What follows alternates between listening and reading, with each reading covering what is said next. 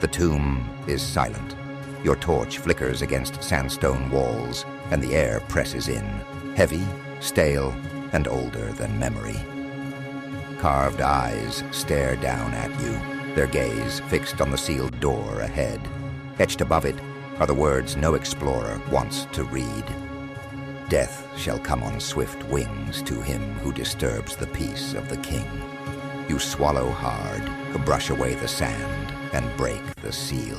Somewhere deep in the pyramid, the air shifts like a breath.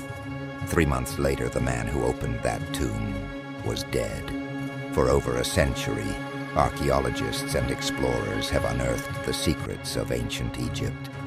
But some say the secrets unearthed them. Today, we're counting down 10 of the deadliest pharaoh curses ever whispered through time. Stay to the end, because the final curse might prove that some legends never die. 10. The Mummy's Warning. Our story begins not with a full mummy, but a coffin lid. In the late 1800s, an artifact known as the Unlucky Mummy began its journey through Europe. A beautifully painted wooden lid depicting a priestess of Amun. Those who bought it soon regretted it. One owner lost his fortune overnight.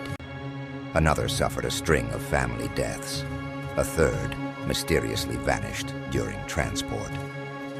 By the time the artifact reached the British Museum, the legend had grown. Whispers said that anyone who touched it would suffer. When curators placed it on display, guards reported hearing faint knocks from inside the case at night. And when someone joked that the artifact should be sent far away, a visitor quipped, "Put it on the Titanic." A few months later, the ship sank, and rumor claimed the Unlucky Mummy had gone down with it. Of course, historians dismiss it as coincidence, but every legend begins with coincidence. And if this simple coffin lid could cause such fear, imagine what would happen when a whole tomb was disturbed. 9. The tomb that killed a team. Decades before Tutankhamun's discovery, a French archaeological team near Luxor broke open a small tomb hidden in the cliffs. It looked ordinary. No gold, no treasures, just a faint smell of rot and dust. But within days, one member fell violently ill, then another, then another. Within 3 months, the entire team was dead. Their skin blistered, their lungs filled with fluid, their faces unrecognizable. Later scientists claimed deadly mold spores might have been sealed in the tomb for centuries. Yet locals refused to enter, saying the air was owned by the dead. One worker claimed that on the final day, the team's lanterns kept blowing out, though there was no wind. The site was abandoned, sealed once more, and nicknamed the tomb that killed its finders. And for years, no one dared to challenge such superstitions, until one man did and paid the price. 8. The Curse of Tutankhamun. It was 1922. British archaeologist Howard Carter had spent years chasing a ghost, the lost tomb of King Tutankhamun. When his patron, Lord Carnarvon, broke the tomb's seal, the world held its breath. Inside lay treasures beyond imagination, and a shadow that would follow everyone who entered. Weeks later, Carnarvon was dead. A mosquito bite turned septic overnight. The lights in Cairo flickered out at the exact moment of his death, and back in England, his dog howled, then collapsed. Soon, journalists coined the term the Curse of the Pharaoh. Over 20 people linked to the excavation died mysteriously. Blood infections, fevers, even suicides. Skeptics argued it was bacteria. Others said it was karma. Carter himself lived another 17 years, but his staff claimed he never slept peacefully again. He once told a friend, "Sometimes at night, I hear footsteps in the hall, but there's no one there."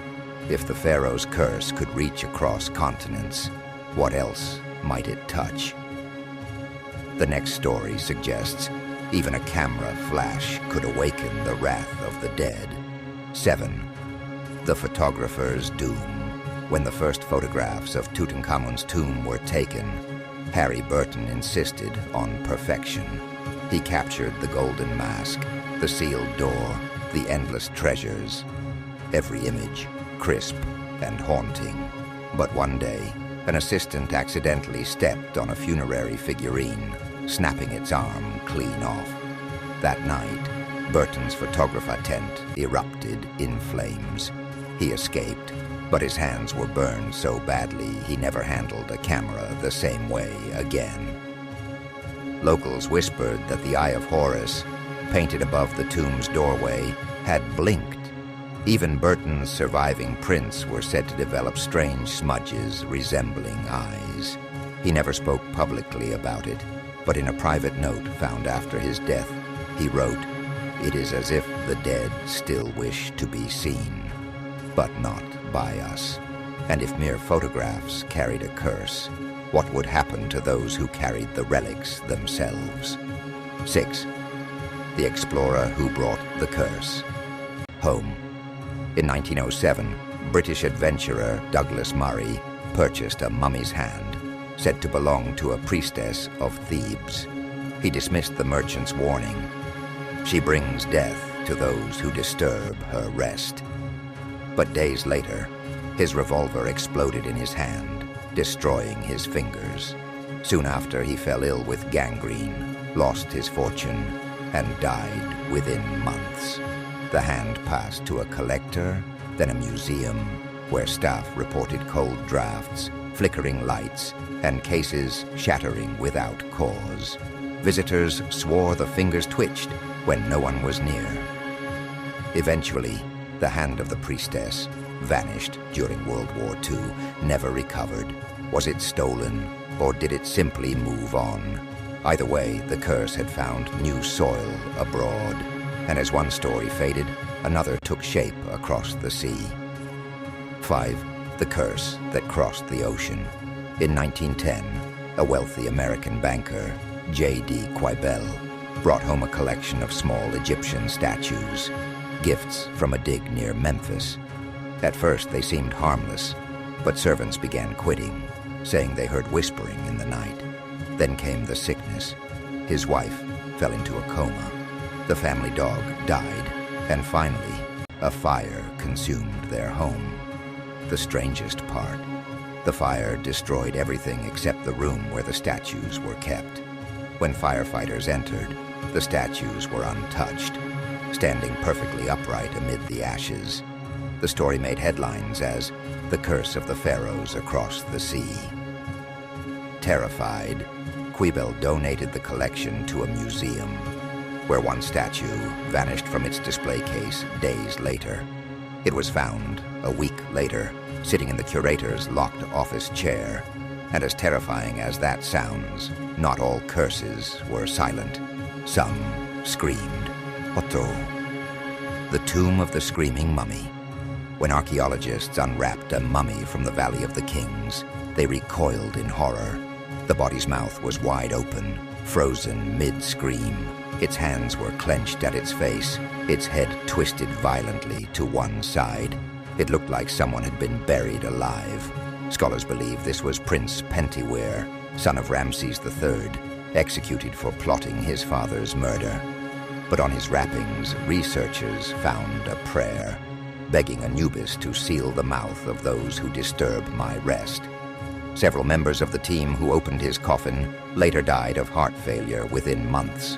One eyewitness claimed he heard a faint human cry as the coffin was lifted. Whether imagination or curse, no one could shake the feeling that the mummy's scream still echoed in the air. And if that image haunts you, wait until you hear about the tomb that seemed to write its own revenge. 3. The Curse of the Crooked Tomb. In the 1980s, archaeologists reopened a long-abandoned tomb near Saqqara. One locals called the Crooked Resting Place. The inscription on the wall was faint, but readable. He who enters uninvited will meet the serpent of eternity. Ignoring the warning, the team went in. Weeks later, their lead excavator died in a car crash on a clear day. Another fell ill with fever. When the surviving members returned to close the tomb, they found something new, fresh hieroglyphs carved into the wall. The translation chilled them. A single word, repeated 3 times: vengeance. Experts blamed graffiti, but the translator who copied it died of a brain aneurysm that same week. Today, the tomb remains sealed, its entrance marked only by a weathered stone that reads, "Leave in peace." And perhaps that warning wasn't just for archaeologists, because the next curse didn't wait for anyone to enter. 2. The archaeologist's dream. Arthur Mace, one of Carter's assistants from the Tutankhamun excavation, began suffering nightmares years later. He dreamt of the golden mask turning its gaze toward him and whispering, "You have stolen my face." He dismissed it until the same dream came again and again. A month later, he died of pneumonia. 2 other members of the excavation team reported hearing the same phrase, one in a dream, one while awake. They both died within weeks of each other. Historians chalked it up to fear and suggestion, but the timing is unnerving. 3 men, 3 dreams, 1 whisper. "You have stolen my face." Even after their deaths, Carter reportedly refused to keep Tut's death mask in his home, saying it watched him. And maybe it still watches, because in modern times, when tombs are disturbed again, history seems to repeat itself. 1. The modern mummy's curse. In 2020, Egyptian archaeologists broadcast a live tomb opening near Saqqara, a worldwide event. Excited viewers watched as the ancient coffins were pried open after 2,500 years. Within days, Egypt was struck by massive floods, a deadly train crash, and the collapse of a Cairo apartment building. The internet exploded. "They shouldn't have opened it," thousands of people wrote, echoing the same phrase found on walls centuries before. Officials dismissed it as coincidence, but locals whispered it was the Pharaoh's revenge for broadcasting the desecration to millions. Even the lead archaeologist admitted later, "For 2 weeks after that dig, I didn't sleep. I felt watched." And maybe he was.